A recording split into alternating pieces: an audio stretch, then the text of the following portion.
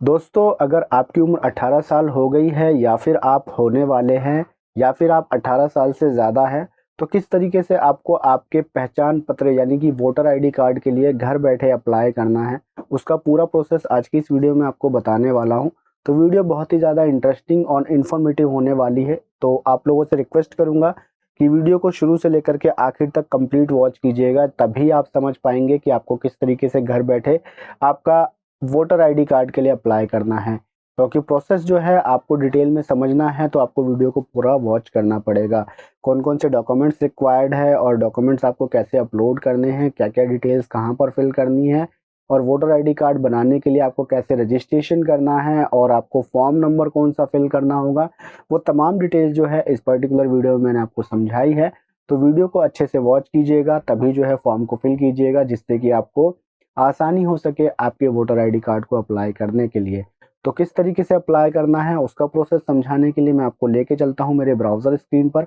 वहाँ पर हम देखते हैं कि हम किस तरीके से अपने नए वोटर आईडी कार्ड के लिए अप्लाई कर सकते हैं। New voter ID card apply करने के लिए आपको सिंपली जो है इलेक्शन कमीशन ऑफ इंडिया की ऑफिशियल वेबसाइट के ऊपर आ जाना है, जो कि है voters.eci.gov.in।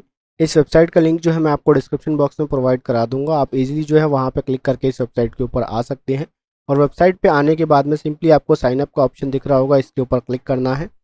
तो जैसे ही आप साइन अप के ऊपर क्लिक करते हैं तो आपसे आपका मोबाइल नंबर पूछा जाएगा, आपसे आपकी एक ईमेल आईडी डालने के लिए कहा जाएगा। और ये ईमेल आईडी ऑप्शनल है, आप डालना चाहें तो डाल सकते हैं, अदरवाइज़ इसको छोड़ भी सकते हैं। और उसके बाद जो है आपको ये जो कैप्चा शो हो रहा है, इस कैप्चा को डाल करके कंटिन्यू के ऊपर क्लिक करना है। तो जैसे ही आप मोबाइल नंबर, ईमेल आईडी और कैप्चा डाल करके कंटिन्यू के ऊपर क्लिक करते हैं तो नेक्स्ट ऑप्शन में आपसे आपका नाम, आपका लास्ट नेम और उसके बाद जो है आपसे एक पासवर्ड पूछा जाएगा। पासवर्ड में जो है आप आपका कैपिटल लेटर, स्मॉल लेटर और स्पेशल कैरेक्टर विद न्यूमेरिक्स डाल सकते हैं, और ये कम से कम 8 कैरेक्टर का होना चाहिए। और फिर उसके बाद कंफर्म पासवर्ड में वही सेम पासवर्ड आपको डालना होगा। तो इस इन्फॉर्मेशन को फिल करने के बाद सिंपली आपको रिक्वेस्ट ओटीपी के ऊपर क्लिक करना होगा। और जैसे ही आप रिक्वेस्ट ओटीपी के ऊपर क्लिक करेंगे तो आपके जो है जो मोबाइल नंबर आपने वहाँ पर एंटर किया है और जो ईमेल आईडी आपने वहाँ पर प्रोवाइड कराई है, तो उन दोनों पर एक एक ओटीपी भेजा जाएगा। आपको आपका मोबाइल नंबर और ईमेल आईडी वाला दोनों ओटीपी एंटर कर लेना होगा। अगर आपने जो है ईमेल आईडी नहीं दी है तो उस केस में आपको सिर्फ मोबाइल नंबर पर ओटीपी भेजा गया होगा। आप अपने ओटीपी को एंटर करने के बाद खुद को वेरीफाई पे क्लिक करके वेरीफाई कर लेंगे। और जैसे ही आप खुद को वेरीफाई के ऊपर क्लिक करके वेरीफाई करते हैं तो आपके सामने कुछ इस तरीके का मैसेज शो होगा, you are successfully signed up, kindly log in with your new credentials. यानी कि आप सक्सेसफुली जो है इलेक्शन कमीशन ऑफ इंडिया की वेबसाइट पर साइन अप हो चुके हैं। अब आपसे लॉगिन करने के लिए कहा जा रहा है, तो आपको सिंपली लॉगिन के ऊपर क्लिक करना है। तो जैसे ही आप लॉगिन के ऊपर क्लिक करते हैं तो आपके सामने यहाँ पर लॉगिन पेज ओपन होकर के आ जाएगा, जिसमें कि आपसे कहा जाएगा या तो आप अपना रजिस्टर्ड मोबाइल नंबर डालें, आपकी ईमेल आईडी डालें या फिर आपका वोटर आईडी कार्ड नंबर डालें। तो यहाँ पर आपके पास, आप fresh voter ID card apply करने जा रहे हैं तो दो ऑप्शन आपके पास बचते हैं, जो कि है आपके पास या तो आप अपना मोबाइल नंबर डाल सकते हैं या आप आपकी ईमेल आईडी। तो जो भी इन्फॉर्मेशन आप फिल करना चाहें आप अपने हिसाब से यहाँ डाल लीजिएगा। आप अपनी इन्फॉर्मेशन डालने के बाद में आपको आपका पासवर्ड डालना होगा। उसके बाद ये जो कैप्चा शो हो रहा है, इस कैप्चा को डालेंगे और रिक्वेस्ट ओटीपी के ऊपर आप क्लिक कर देंगे। जैसे ही आप रिक्वेस्ट ओटीपी के ऊपर क्लिक करेंगे तो आपके रजिस्टर्ड मोबाइल नंबर पर एक ओटीपी भेजा जाएगा। उस ओटीपी को आपको यहाँ एंटर कर लेना है एंड वेरीफाई एंड लॉगिन के ऊपर आपको क्लिक कर देना है। जैसे ही आप खुद को वेरीफाई करके लॉगिन कर लेते हैं तो आपके सामने जो है इलेक्शन कमीशन ऑफ इंडिया का होम पेज ओपन होकर के आ जाता है। यहाँ पर आप देख पा रहे होंगे आपको आपका नाम शो हो रहा है। और नया वोटर आईडी कार्ड अप्लाई करने के लिए सिंपली आपको यहाँ पर नीचे फॉर्म्स दिखाए गए हैं, यानी कि ये तमाम चीज़ों के अलग अलग फॉर्म है। और नया वोटर आईडी कार्ड अप्लाई करने के लिए आप यहाँ देख पा रहे होंगे new registration for general electors. आप जो है अगर नया वोटर आईडी कार्ड बनाना चाहते हैं तो फॉर्म 6 आपको भरना होगा। तो सिंपली जो है यहाँ पर फिल फॉर्म 6 के ऊपर आपको क्लिक करना है। तो जैसे ही आप फॉर्म 6 के ऊपर क्लिक करते हैं तो आपके सामने जो है फॉर्म 6 ओपन होकर के आ जाता है, जो कि यहाँ पर आपको फॉर्म 6 के पर्टिकुलर्स पूरे दिख रहे होंगे, ए से लेकर के ये आपको जो है एल तक जो है पर्टिकुलर्स है इसके अंदर। और एक एक करके ये आपको तमाम फिल करने हैं, जिसमें कि आपको आपकी सबसे पहले जो है स्टेट, डिस्ट्रिक्ट और असेंबली की इन्फॉर्मेशन देनी होगी। फिर आपको आपकी पर्सनल डिटेल्स, फिर आपके रिलेटिव डिटेल्स, कॉन्टैक्ट डिटेल्स, आधार डिटेल्स, जेंडर, उसके बाद जो है डेट ऑफ बर्थ की डिटेल देनी होगी, प्रेजेंट एड्रेस की डिटेल देनी होगी, डिसेबिलिटी अगर है तो उसकी डिटेल आप दे सकते हैं, फैमिली मेम्बर की डिटेल देंगे, डिक्लेरेशन आप यहाँ पे देना होगा आपको। उसके बाद जो है लास्ट में आपको आपका कैप्चा फिल करके इस फॉर्म को सबमिट करना होगा। तो किस तरीके से फिल करना है मैं आपको जो है एक एक करके समझाता हूँ। यहाँ पर सबसे पहले जो है ए सेक्शन में आपको बोला जा रहा है आप अपना स्टेट, डिस्ट्रिक्ट और असेंबली को चूज़ करें।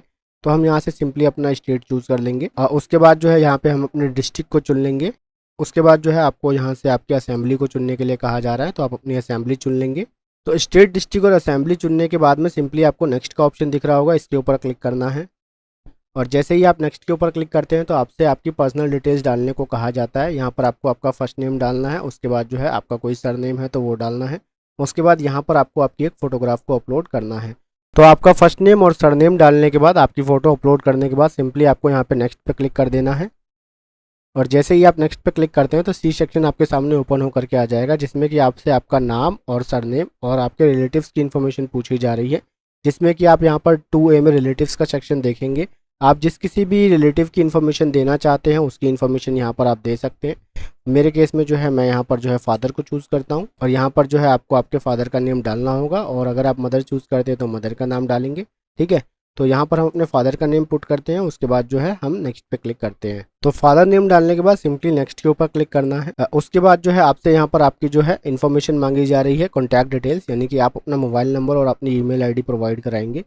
तो हम यहाँ पर अपने मोबाइल नंबर और ईमेल आईडी को एंटर कर देते हैं। मोबाइल नंबर और ईमेल आईडी डालने के बाद आपको सिंपली नेक्स्ट के ऊपर क्लिक करना है। और जैसे ही आप नेक्स्ट के ऊपर क्लिक करते हैं तो आपके सामने यहाँ पे आपकी आधार की डिटेल्स को मांगा जाएगा। तो सिंपली आप अपनी यहाँ पे आधार नंबर को क्लिक करके जो है आपका आधार नंबर को जो है यहाँ पे वेरीफाई कर लेंगे। उसके बाद आपको सिंपली नेक्स्ट के ऊपर क्लिक करना होगा। और आधार डिटेल्स को वेरीफाई करने के बाद सिंपली आपके सामने जो है आपका जेंडर चूज़ करने के लिए कहा जाएगा। तो आप अपना जेंडर चूज़ करेंगे, और जेंडर को सिलेक्ट करने के बाद सिंपली आपको नेक्स्ट के ऊपर क्लिक करना है।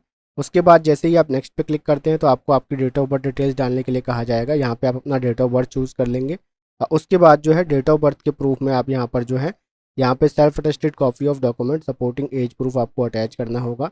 तो यहाँ पर जो है आप सीधा डॉक्यूमेंट प्रूफ के ऊपर क्लिक करेंगे, और उसके बाद जो है यहाँ पे अपने डॉक्यूमेंट प्रूफ को यहाँ से चुन लेंगे। मैं आपको दिखाता हूँ कि डॉक्यूमेंट प्रूफ में आप क्या क्या कर सकते हैं। तो पहले मैं अपना डेट ऑफ बर्थ यहाँ पे फिल कर लेता हूँ। तो जैसे ही आप आपकी डेट ऑफ बर्थ को एंटर कर लेंगे तो आपको जो है यहाँ पर आपकी date of birth proof upload करने के लिए कहा जाएगा। तो सिंपली आपको यहाँ पर document for proof of date of birth को क्लिक करना है। उसके बाद जो है सेलेक्ट डॉक्यूमेंट को आपको क्लिक करना है। यहाँ पर आपको जो है कुछ डॉक्यूमेंट की लिस्ट दिखाई देगी जो कि आप as a date of birth proof use कर सकते हैं, जिसमें कि आपका बर्थ सर्टिफिकेट इस्तेमाल कर सकते हैं, आपका आधार कार्ड, आपका पैन कार्ड, आपका ड्राइविंग लाइसेंस, या फिर आपका सर्टिफिकेट आप इस्तेमाल कर सकते हैं 10वीं या 12वीं का, या फिर अगर आपके पास इंडियन पासपोर्ट है तो उसको भी आप इस्तेमाल कर सकते हैं। तो हमारे केस में सिंपली हम यहाँ से हमारा पैन कार्ड चूज़ कर लेते हैं। उसके बाद जो है यहाँ पर आपको आपके उस डॉक्यूमेंट को अपलोड कर लेना है जो भी आपने चूज़ किया है। यहाँ पर आपको जो है आपका proof of date of birth का जो है साइज़ बताया गया है कि यानी कि कौन से साइज़ में आप उसको अपलोड कर सकते हैं और कौन कौन से जो है डॉक्यूमेंट फॉर्मेट के अंदर में उसको जो है आप बना सकते हैं। सबसे पहली बात मैं आपको ये बता दूं कि भाई आप जो भी डॉक्यूमेंट बनाएंगे उसका जो साइज़ हो वो 2 MB के अंदर में आपको रखना है। और उसके बाद जो उसके फाइल साइज़ आप यहाँ देख पा रहे होंगे, या तो आप उसे JPG में बना सकते हैं, या PNG में, या PDF में।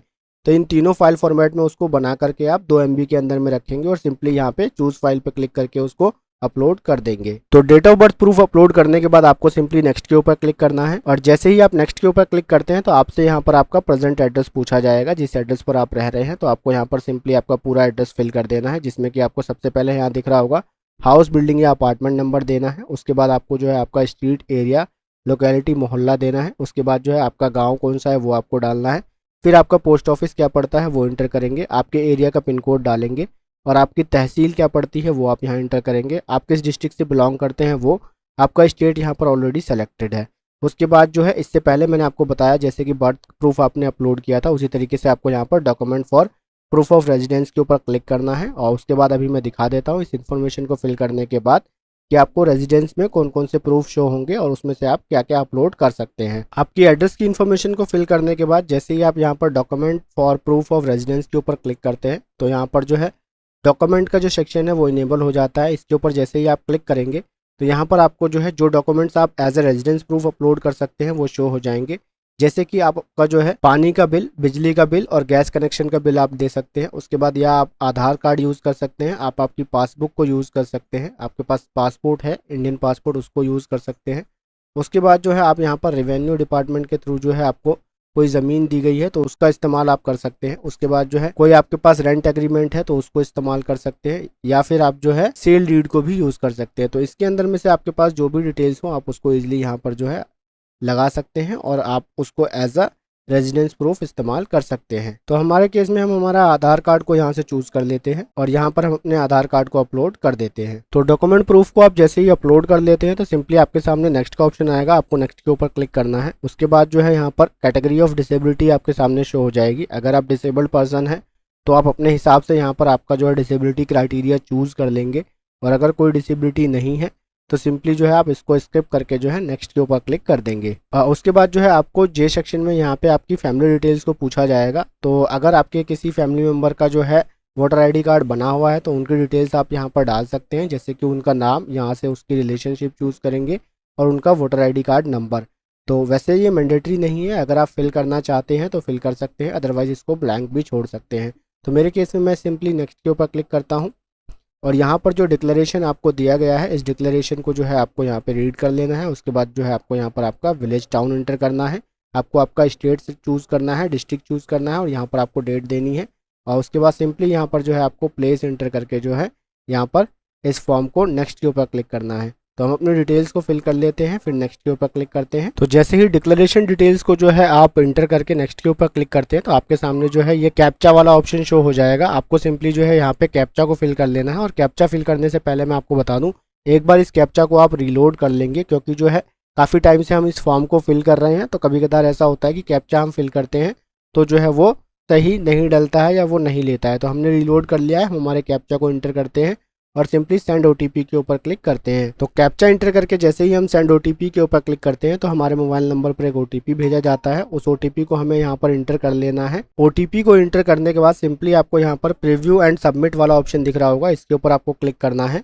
तो जैसे ही आप प्रीव्यू एंड सबमिट के ऊपर क्लिक करते हैं तो आपको यहाँ पर आपके जो है फॉर्म नंबर 6 की पूरी इन्फॉर्मेशन शो हो जाती है। आपने जो भी फॉर्म फिल किया है तो वो यहाँ आपको शो हो जाएगा। आप अपनी इन्फॉर्मेशन को जो है एक बार अच्छे तरीके से वेरीफाई कर लेंगे, तमाम चीज़ों को जो है आप फॉर्म में स्क्रॉल करके आप अच्छे से रीड आउट कर लेंगे। और अगर आपको कोई इन्फॉर्मेशन लगती है कि भाई आपको एडिट करने की ज़रूरत है तो आप कीप एडिटिंग के ऊपर क्लिक करेंगे, अदरवाइज सबमिट के ऊपर क्लिक करके आपके फॉर्म को सबमिट कर देंगे। तो हमारे केस में हमने हमारी तमाम इन्फॉर्मेशन को वेरीफाई कर लिया है और अब हम सिंपली सबमिट के ऊपर क्लिक करते हैं। तो जैसे ही हम सबमिट के ऊपर क्लिक करते हैं तो हमसे यहाँ पर बोला जा रहा है, are you sure you want to submit this form. तो आपसे पूछा जा रहा है कि क्या आप हकीकत में इस फॉर्म को सबमिट करना चाहते हैं। तो आपको सिंपली येस के ऊपर क्लिक करना है। और जैसे ही आप येस के ऊपर क्लिक करते हैं तो आप यहाँ पे देख पा रहे होंगे आपके सामने आपकी एक्नॉलेजमेंट आ गई है। यहाँ पर आपको दिख रहा है कि your application has been submitted successfully and generated reference number. आपको जो है एप्लीकेशन आपकी जो है वो सक्सेसफुली सबमिट हो गई है और आपका रेफरेंस नंबर जनरेट हो गया है। और you can use this reference number for any further reference, यानी कि आप इस रेफरेंस नंबर को जो है आगे आने वाले किसी भी इस्तेमाल में ले सकते हैं, जैसे कि आप अपने वोटर आईडी कार्ड को ट्रैक करने के लिए, और अगर आपका अप्रूवल हो जाता है तो उसको डाउनलोड करने के लिए। तो आपको किस तरीके से ट्रैक करना है आपके वोटर आईडी कार्ड को आपके वोटर आईडी कार्ड अप्लाई करने के बाद, या फिर अगर वो बन चुका है तो उसको डाउनलोड किस तरीके से करना है, मेरे चैनल पर ऑलरेडी वीडियो है। तो उन दोनों वीडियोज़ के लिंक जो है मैं आपको डिस्क्रिप्शन बॉक्स में प्रोवाइड करा दूंगा और यहाँ आई बटन में भी उसके लिंक मैं आपको दे दूंगा। तो आप उसको जा करके ईजिली वॉच कर लीजिएगा ताकि जो है आप अपने एप्लीकेशन को ईजिली ट्रैक कर पाए। तो दोस्तों आई होप आपको मैं अच्छे से समझा पाया होऊंगा कि किस तरीके से आपको आपका वोटर आईडी कार्ड के लिए अप्लाई करना है। तो मेरे चैनल पर अगर पहली बार आए हैं और आपको वीडियो पसंद आई है तो फ्रेंड्स मेरे चैनल को सब्सक्राइब बटन पर क्लिक करके सब्सक्राइब कर दीजिएगा। और आपको वीडियो अच्छी लगी हो तो वीडियो को आप लाइक करके अपने फ्रेंड्स के साथ शेयर भी कर सकते हैं। अगर आपकी कोई भी क्वेरी हो इस पर्टिकुलर वीडियो से रिलेटेड तो कमेंट सेक्शन में मुझसे पूछ सकते हैं। मैं मिलता हूँ आप लोगों से अपनी नेक्स्ट वीडियो में। Till then good bye.